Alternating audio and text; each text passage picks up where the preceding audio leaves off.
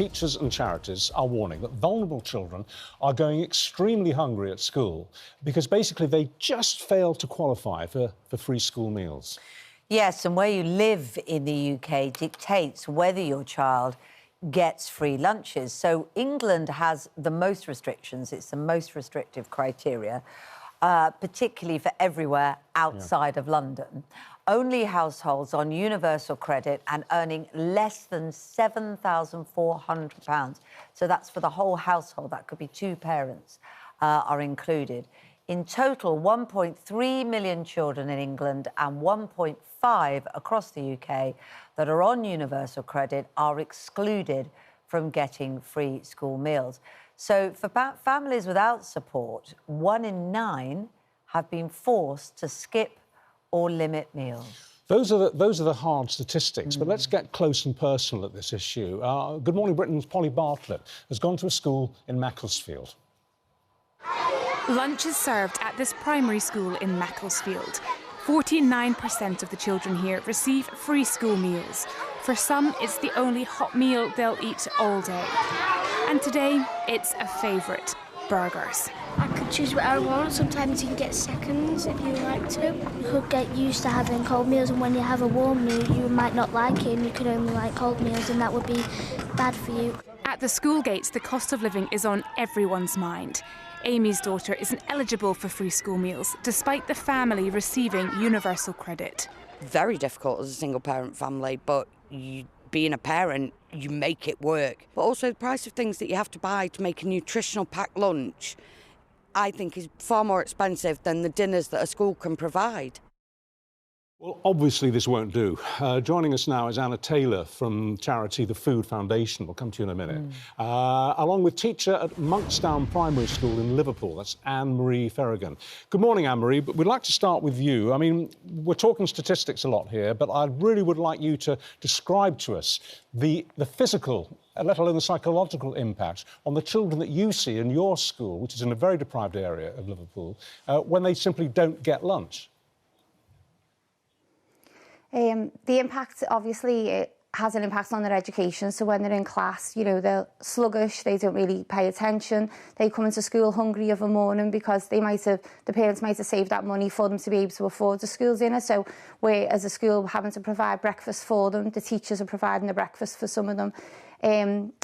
Socially, though, as well, the mental well-being on them, of them not being able to afford a meal at lunchtime, or for the families not being able to afford that stress and things at home has a mental impact on them as well, this kind of self-worth, whether or not they're entitled to it. We teach our children about... Oh, sorry, go on. No, I didn't mean to... I thought you'd finish the sentence. I was just going to say, all of us who have children and who've had young children, we all know that cliff edge that they go over when they get hungry. It happens really quickly. You know, 1 minute they're fine, they're full of beans, they're paying attention, and the next... And you know, oh, they're hungry. That must be a nightmare for you as a teacher and for your colleagues to see that happening in the classroom. 1 minute you've got a kid who's paying attention, and the next, because they've not eaten, they've gone. You've lost them. Yeah, I think the main problem we have is first thing of the morning when they come in, if they come in hungry, and then after lunchtime, if they haven't had a substantial meal, which obviously the school dinners is a nice, warm, substantial meal. A lot of the packed lunches that they come in with, as was mentioned before, to get a nutritious packed lunch is really expensive at the minute. So for them to be able to afford that nutritious lunch is just out of people's reach. So then the afternoon session is either spent with us trying to catch up with food, trying to make food for some of the families, some of the children who haven't had a nutritious meal, or trying to make sure that we keep them engaged and uplifted and kind of full of energy and things. So we do feel a massive impact. Yes, and as you were starting to say, Ann-Marie, you know, the mental impact as well, I imagine, is tough. You know, to be hungry in the afternoons and knowing that your parents and you aren't able to have the lunch that your classmates have had. And I imagine as well it impacts behaviour, because we all know what our youngsters are like when they get hungry. There's a whole dynamic, isn't there, that must make it so sad and challenging. Yeah, I think it's the mental health, not only on the children, of the parents as well. You know, that mental impact of not being able to afford to feed your children is heartbreaking. We provide hampers for our families. We provide as much food as we can. We have an open pantry. We provide fruit and veg for families who can't support it. We have to find that funding from somewhere in order to support them. And it's not right, really, that we're having to try and do that, because their self-worth, their understanding, the fact that they matter. We've got children who are campaigning for this, and they're saying, you know, well, why is it that if you live in London, you're entitled to this, or if you live in Wales, you're entitled to this? For them to have that social injustice at such a young age is not okay, you know, and they're trying to fight for that, and they're speaking to our City Council about trying to get that here in Liverpool, because they're entitled to it, because it's a right of a child to be fed. Now, you've been saying we, presumably that we is the school provides it out of a budget, but I know your own heartstrings have been pulled, and that of other teachers, and they've taken money from their own purse to do it as well.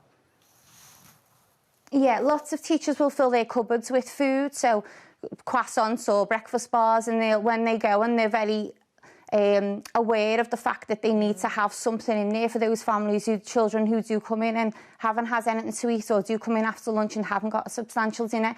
The amount of times our TAs spend in the kitchen trying to make bagels or cheese butties after they've had their packed lunches, and it's not the family's fault, you know, that £7,400 is nothing, really. Well, you couldn't have painted a clearer picture for us. Thank you for doing that. And of course, you're going to go through all that again later on today, in a couple of hours when the kids start to turn up. Let's come to Anna Taylor now from this charity, the Food Foundation.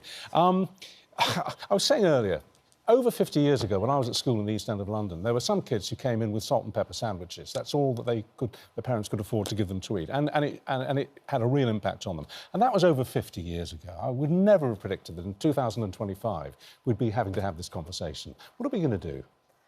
Well, obviously the threshold is too low for eligibility for free school meals at the moment, and we need to raise it. I mean, that's, I think, very clear when you talk to people across the political spectrum. £7,400, people are like, really? It can't be that low. Well, it is. And when you talk to the public, of course, they overwhelmingly agree with the idea of extending free school meals to all children living in poverty. It's fundamental to feed one's children. Although there's a limited budget, isn't there? And the government said, look, we've tripled our investment in breakfast clubs to 30 million. Delivery of free meals and childcare to begin in 750 schools from April. And we're trying to get the economy working, because that will fund more money and more growth to pay for everything, because part of this is the cost of living crisis and inflation, isn't it, that's impacted? That's right, but I think the government needs to grasp that this is like the ultimate investment. Healthy, well-nourished children turn into strong and capable adults that drive a prosperous nation. It's the investment that makes every other investment worth it in health and education and the economy. And if you skip that vital step, you undermine the potential of everything that comes after. And very briefly, because I'm afraid, as usual, we're out of time, I have heard one suggestion that the power should be given to head teachers to have basically a box full of vouchers. And it's the head teacher's responsibility and duty to hand out those vouchers to children that they regard as in need of food. So you transfer the power to the school to make the decision as to who gets the free lunches. Well, I mean, as Ann-Marie said, teachers are de facto doing that. Across the country, teachers are dipping into their own pockets and paying for children's meals. We've got children accruing huge amounts of debt in school. We've got children reportedly stealing food in school. I mean, a really shocking picture, which is urgently in need of being tackled. I think we can't rely on this happening in the sort of ad hoc way that it's currently happening. We need to make sure we have a decent safety net for children. Absolutely. Well, thank you very much indeed. Thank you, and all power to your elbow. Thanks very much.